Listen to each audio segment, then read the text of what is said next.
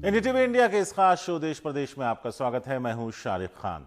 बिहार चुनाव को लेकर एलजेपी की बीजेपी से बात नहीं बन पाई है और एनडीए में टूट अब करीब करीब तय मानी जा रही है। एलजेपी अलग चुनाव लड़ने का ऐलान कर सकती है। आज शाम एलजेपी के संसदीय दल की बैठक है और बैठक के बाद 143 सीटों पर उम्मीदवार उतारने का ऐलान किया जा सकता है। एलजेपी 42 सीटों मांग रही है और बीजेपी सिर्फ 15 सीटें देना चाहती है। अगर गठबंधन टूटा तो एलजेपी बीजेपी के खिलाफ उम्मीदवार नहीं उतारेगी। हालांकि बिहार में गठबंधन अगर टूटता है तो इसका फर्क केंद्र पर नहीं पड़ेगा, यहां वो लोग साथ बने रहेंगे। दूसरी ओर जेडीयू और बीजेपी के बीच खटपट जारी है क्योंकि जेडीयू बीजेपी से ज्यादा सीटों पर चुनाव लड़ना चाहती है।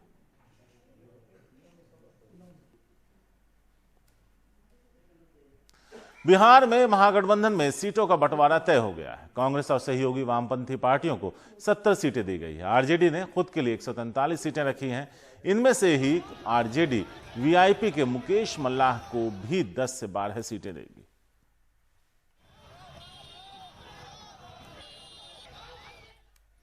कांग्रेस नेताओं के बाद अब कल टीएमसी के नेताओं कार्यकर्ताओं को भी हाथरस जाने से रोक दिया गया। हाथरस जा रहे तृणमूल कांग्रेस के सांसदों को पुलिस ने पीड़िता के गांव से लगभग 1.5 किलोमीटर पहले रोक दिया। डेरेक ओब्रायन और सांसद प्रतिमा मंडल के साथ पुलिस ने धक्का मुक्की की, जिस वजह से वो जमीन पर गिर पड़े। तृणमूल कांग्रेस की सांसद प्रतिमा मंडल के साथ धक्का मुक्की का विरोध कर रहे डेरेक ओब्रायन के साथ भी धक्का मुक्की हुई और वो नीचे गिर गए।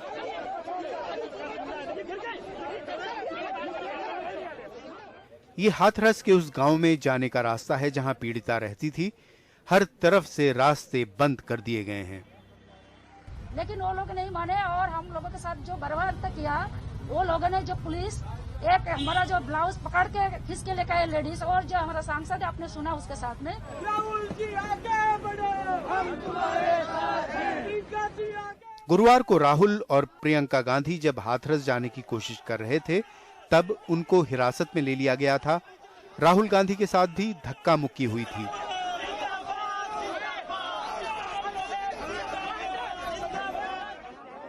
हाथरस में धरना दे रहे समाजवादी पार्टी के कार्यकर्ताओं को भी पुलिस ने हिरासत में ले लिया। यूपी कांग्रेस के कार्यकर्ताओं ने जमकर नारेबाजी की और आगे बढ़ने की कोशिश की, लेकिन सब बेकार गया। मैं देखिए बामुश्किल तमाम यहाँ तक पहुँच गई हूँ और मैं चाहती तो अंदर के रास्ते से वहाँ तक भी पहुँच जाती, मगर इंसानियत के नाते मैं यहाँ से इनको आगाह करके जाना चाहती थी और वही हो रहा है कि ये यहाँ पर रोक कर खड़े हो गए। आम आदमी पार्टी के स्थानीय कार्यकर्ता भी विरोध करने पहुंचे। रात के अंधेरे में जब पीड़िता का अंतिम संस्कार किया गया था तब मीडिया को इससे दूर रखा गया था। शुक्रवार को भी मीडिया को पीड़िता के गांव में घुसने नहीं दिया गया। पीड़िता के परिवार को भी घर से निकलने की इजाजत नहीं दी जा रही है। विपक्ष के साथ ऐसा व्यवहार हो रहा है, मीडिया को दूर रखा जा रहा है। प्रशासन आखिर क्या छुपाना चाहता है? इलाहाबाद हाईकोर्ट की बात को प्रशासन को याद रखना चाहिए, जिसमें महात्मा गांधी को कोट करते हुए कोर्ट ने ये कहा कि प्रशासनिक अधिकारियों को अपनी जिम्मेदारी का एहसास होना चाहिए। लेकिन उसके बावजूद अगर अधिकारी अपने अहम को ऊपर रखते हैं तो 12 अक्टूबर को कोर्ट के सामने जवाब देना भारी पड़ सकता है। हाथरस से अशोक माले के साथ रवीश रंजन शुक्ला, एनडीटीवी इंडिया। दरअसल हाथरस में पीड़ित परिवार के साथ पुलिस और प्रशासन का रवैया कई बीजेपी नेताओं के भी अब गले नहीं उतर रहा है। उमा भारती जैसी वरिष्ठ नेता ने इस पर ऐतराज जताया। इससे पहले भी कई बीजेपी नेता इस पर सवाल खड़े कर चुके हैं। आधी रात को जलती ये चिता बीजेपी नेताओं की आंखों में भी गड़ रही है। ऋषिकेश के अस्पताल में भर्ती वरिष्ठ बीजेपी नेता उमा भारती ने शुक्रवार को ट्वीट कर इस पर अपनी नाराजगी जताई। उन्होंने योगी आदित्यनाथ को संबोधित करके लिखा कि हाथरस को लेकर कई आशंकाएं उपजती हैं। वह दलित परिवार की बिटिया थी। पुलिस ने बड़ी जल्दबाजी में उसकी अंत्येष्टि की। इससे आपकी, बीजेपी की और सरकार की छवि पर आंच आई है। अपने ऐतराज में उमा भारती अकेली नहीं है। हंसराज हंस और विनोद सोनकर जैसे दलित बीजेपी सांसद पहले ही अपना असंतोष खुलकर जता चुके हैं। एक और बीजेपी सांसद साध्वी निरंजन ज्योति ने भी माना कि हाथरस में अच्छा नहीं हुआ। देखिए, उसको मैं अच्छा नहीं मानती। परिवार को सुपुर्द करना चाहिए, परिवार उसको जो क्रियाकर्म किया जाता होना चाहिए था। उसी ने माननीय मुख्यमंत्री जी उस पर कड़ा रुख अपनाए हुए हैं। ये कैसे हुआ है? ये एहसास शायद योगी आदित्यनाथ को भी है कि उनकी सरकार पर सवाल उठ रहे हैं। इसीलिए उन्होंने ट्वीट करके कहा कि यूपी की माताओं बहनों के सम्मान स्वाभिमान को चोट पहुंचाने वालों का समूल नाश होगा। उन्हें ऐसा दंड मिलेगा जो उदाहरण बनेगा। लेकिन फिलहाल तो पीड़ित का परिवार ही दंडित होता नजर आ रहा है। लखनऊ में कमाल खान के साथ दिल्ली में अखिलेश शर्मा, एनडीटीवी इंडिया। असम में करबी आंगलोंग जिले के डोकमाला थाने के तहत आने वाले गांव में 2 लोगों को डायन होने और जादू टोना करने के शक में मार डाला गया। इनमें एक महिला है और एक पुरुष। इस मामले में 9 लोगों को गिरफ्तार किया गया। करबी आंगलांग जिले के रोहिमापुर गांव में फिलहाल सन्नाटा है। बुधवार को हुई 2 हत्याओं के बाद गांव वाले गांव छोड़कर भागे हुए हैं। डायन और जादू टोना करने के नाम पर यहां 2 लोगों की जान ले ली गई। 50 साल की विधवा रामवती हालुआ और 28 साल के विजय गौर को मारने वाली भीड़ में ये 9 लोग शामिल थे, जिन्हें पुलिस ने गिरफ्तार किया है। गांव वालों को लग रहा है कि ये दोनों काला जादू करते हैं और गांव में हुई कई मौतों के जिम्मेदार हैं। पुलिस के सूत्रों से एनडीटीवी को ये पता चला है कि उस गांव में एक लड़की का कुछ दिनों पहले मौत हो गई। वो लड़की बीमार थी और उसको गुवाहाटी में इलाज भी करवाया गया था। उसके मौत के बाद गांव में पूजा दिया गया पिछले बुधवार को, और इसी पूजा में गांव के कुछ लोगों ने जो 2 लोगों को बाद में मार दिया गया, उनके बारे में ये कहा गया कि वो जादू टोना करते हैं और उनके लिए ही उस लड़की की मृत्यु हुई है।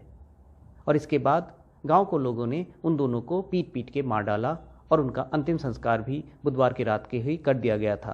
गोटे गाँवर मानुहक सोधा पोछा करार फलत आमी 8जन मानुहक आमी तारपरा आटक करि आनो आरो बाकी प्राय बहुत मानुह आरो 6-7जन मान आरो एतिया पलातक হৈ আছে। पलातक হৈ থাকিলে एतिया बर्तमान आमार तदন্ত एतिया अब्याहत चलि আছে। पुलिस चिता से दोनों के अवशेष ही बरामद कर पाई, उनको मारने वाले हथियार भी। इस गरीब आदिवासी गांव में अब भी कुछ लोगों को लगता है कि डायन और काला जादू होते हैं।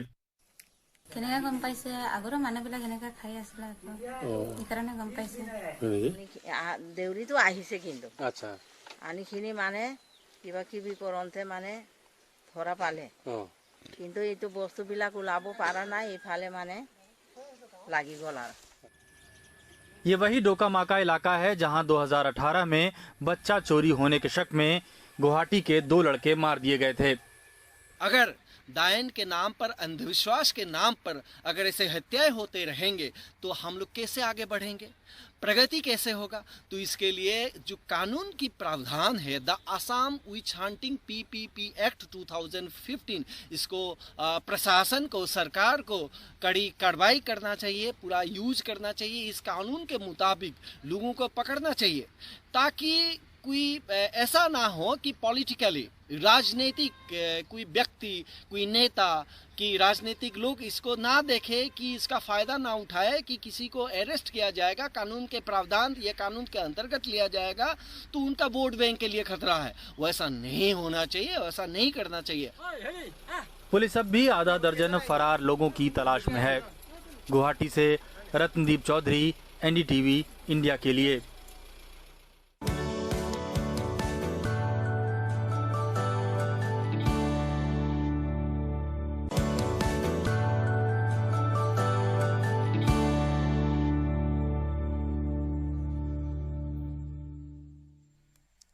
दुनिया में सबसे लंबी हाईवे सुरंग का उद्घाटन आज लाहौल स्पीति में पीएम नरेंद्र मोदी करेंगे। इस सुरंग के बनने से मनाली से लेह के बीच की दूरी 46 किलोमीटर कम हो जाएगी।